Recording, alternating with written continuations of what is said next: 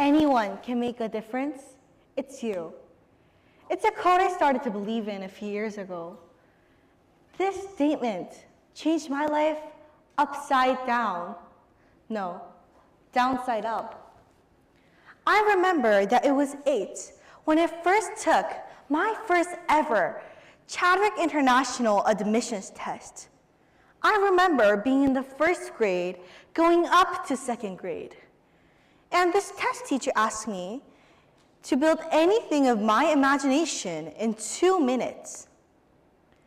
I remember building this castle, perfectly sculpted with delicately chosen colors. Seriously, if you asked me to build that sculpture again in 2 minutes, I don't think I would be able to have the ability to.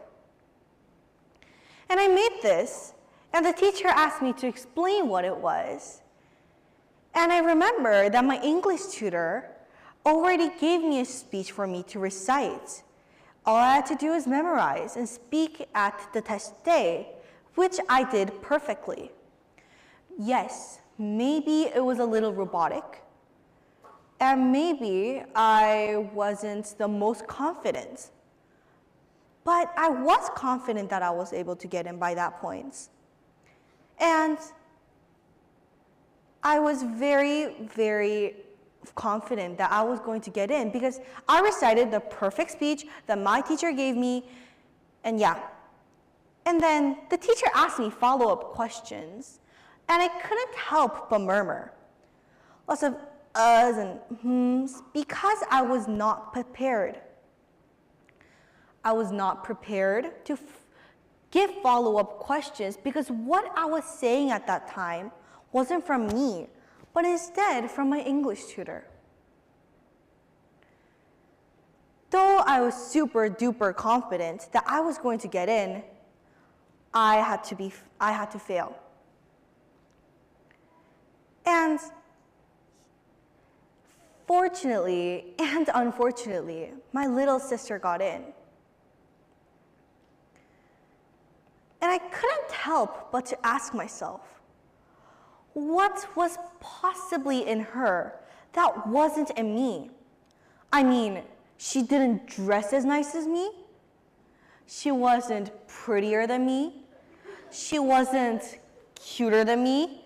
She wasn't smarter than me. She didn't work harder than me. She wasn't talented than me. What was possibly in her that the school maybe wanted that wasn't in me and was in her? What could I have possibly lacked so much that this school had to pick her and not me? The next year, I started to study for the test again.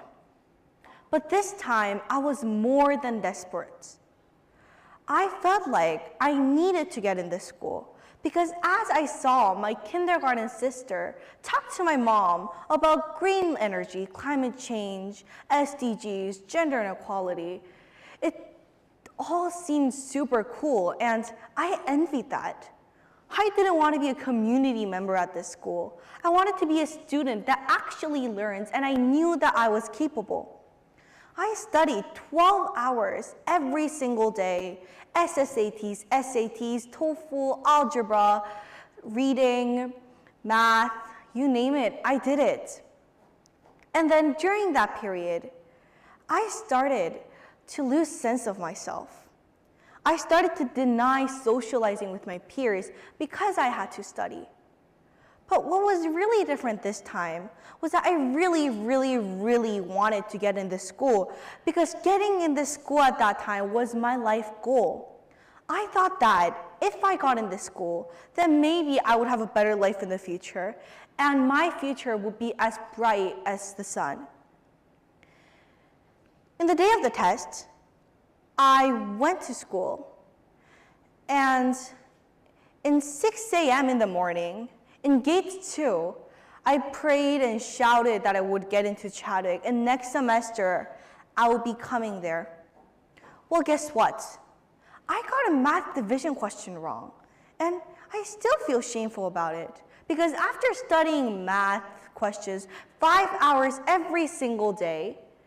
For the past 100 days, I had to get that simple division question wrong. And I looked at this picture and thought I would never get in here.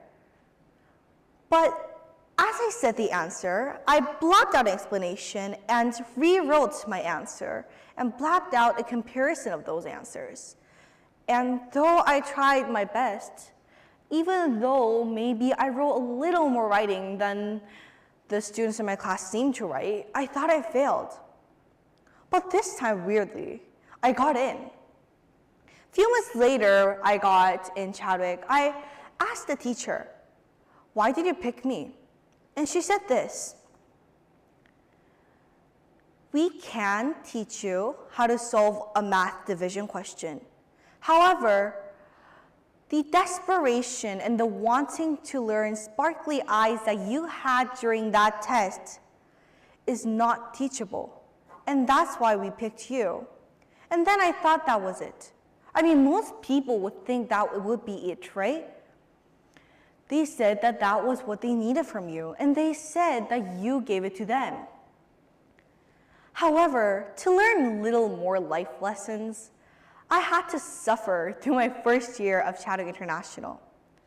I thought everything would be perfect, just if I fit into the crowd.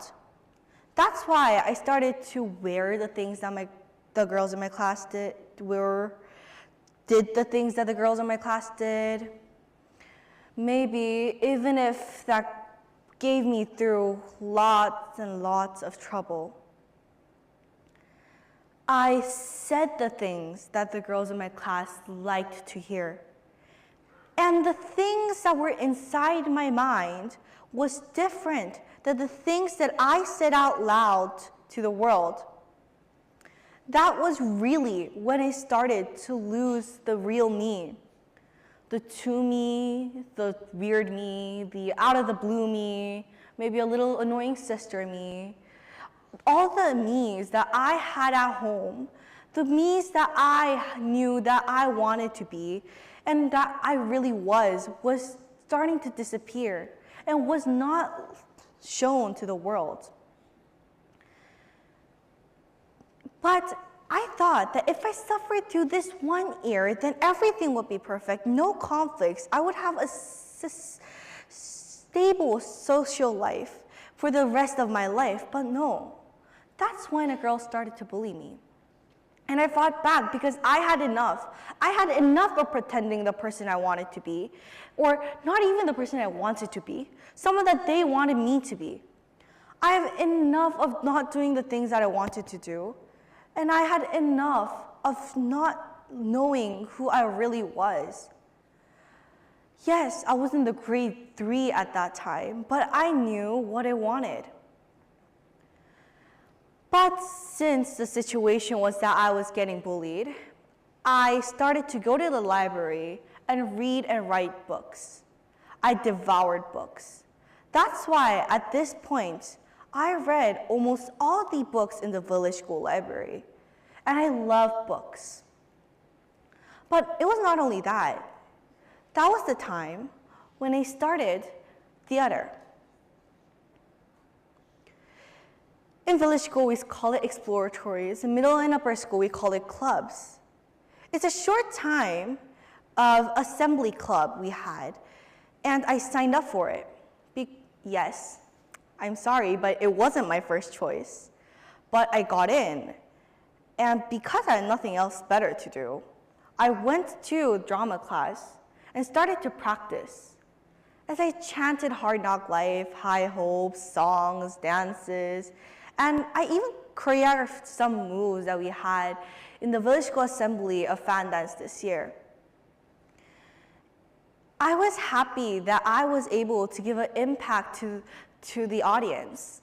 And I felt confidence in myself. I gained the self-esteem that I have today because I knew that I was someone worth being shown up on stage.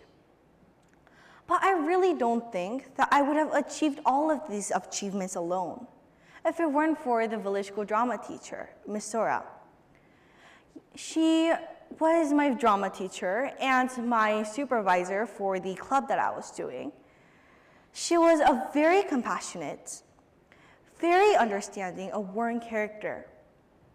She had her strong values, and as I talked to her about my problems, I felt that I was now gaining a sense of myself. Because now, the things that I thought in my mind and the things that I said out loud started to be similar and then same.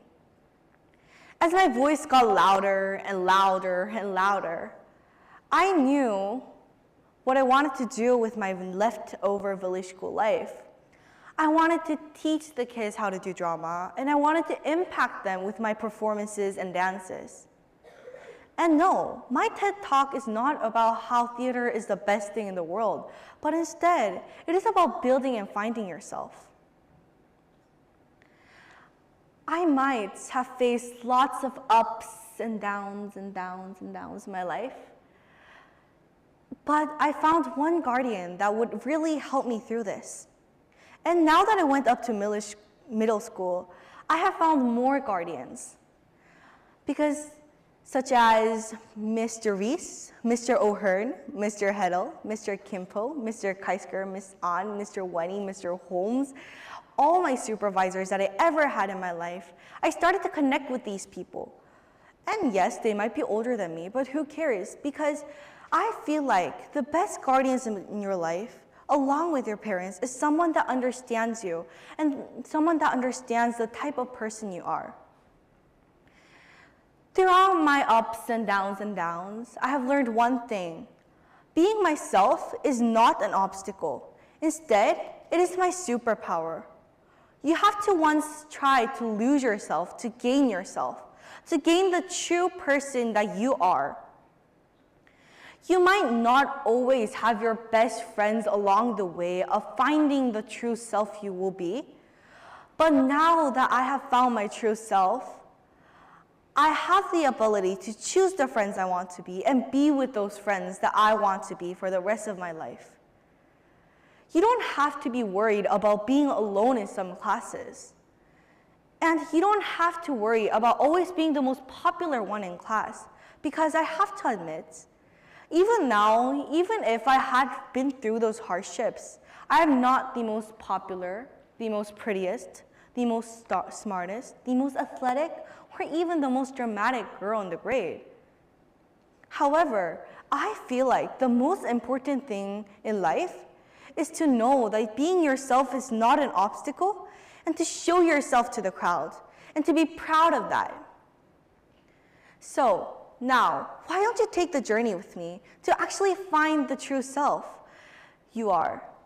Maybe you might not be the person that others look at and say, that is so perfect. But I know that once they gain their self in the end, you are the one that shines the brightest, because you have strong abilities and you have a strong sense of yourself. Thank you.